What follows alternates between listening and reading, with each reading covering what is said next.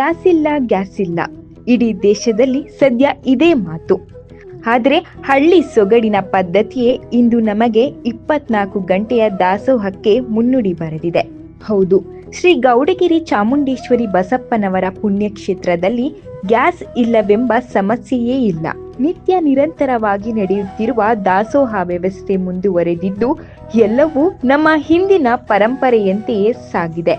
ರಾಜ್ಯದಲ್ಲೇ ಮೊಟ್ಟ ಮೊದಲು ನಿತ್ಯ ನಿರಂತರ ದಾಸೋಹ ಜಾರಿಗೆ ತಂದ ದೇಗುಲ, ಮೊಟ್ಟ ಮೊದಲ ನಿತ್ಯ ನಿರಂತರ ದಾಸೋಹ ಪದ್ಧತಿ ಜಾರಿಗೆ ತಂದ ರಾಜ್ಯದ ಮೊಟ್ಟ ಮೊದಲ ದೇಗುಲ ಇದಾಗಿದ್ದು, ಇಂದಿಗೂ ಸಹ ಸೌದೆ ಒಲೆಯಲ್ಲೇ ಪ್ರಸಾದ ತಯಾರಾಗ್ತಿದೆ.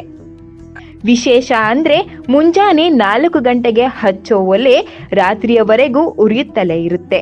ಸಮಯ ನಿಗದಿ ಇಲ್ಲದೆ ಇಲ್ಲಿ ನಿತ್ಯ ನಿರಂತರವಾದ ದಾಸೋಹ ವ್ಯವಸ್ಥೆ ಇದ್ದು ಭಕ್ತರಿಗೆ ಸಮಯವನ್ನ ನಿಗದಿ ಮಾಡಿಲ್ಲ.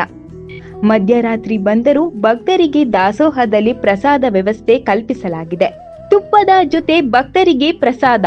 ವಿಶೇಷ ಅಂದ್ರೆ ದೇಗುಲಕ್ಕೆ ಬಂದ ಭಕ್ತರು ಗೌಡಗಿರಿ ಚಾಮುಂಡೇಶ್ವರಿ ಅಮ್ಮನ ದರ್ಶನ ಮಾಡಿ ಬಳಿಕ ಅಮ್ಮನವರ 61 ಅಡಿ ಎತ್ತರದ ಪಂಚಲೋಹದ ದರ್ಶನ ಮಾಡ್ತಾರೆ.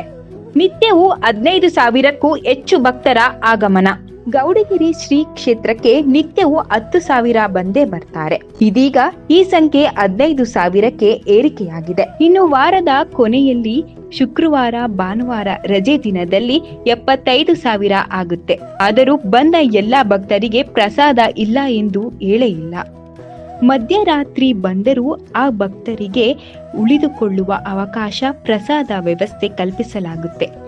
ಇದಕ್ಕೆಲ್ಲ ಮೂಲ ಕಾರಣವೇ ಆ ತಾಯಿ ಕೊಟ್ಟಿರೋ ಶಕ್ತಿ ಹಾಗೂ ಮಹಿಮೆ. ನೀವು ಕೂಡ ಈ ಕ್ಷೇತ್ರಕ್ಕೆ ಬನ್ನಿ, ತಾಯಿಯ ಕೃಪೆಗೆ ಪಾತ್ರರಾಗಿ.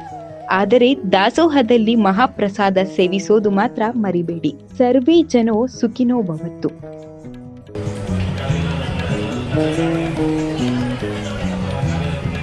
Thank you.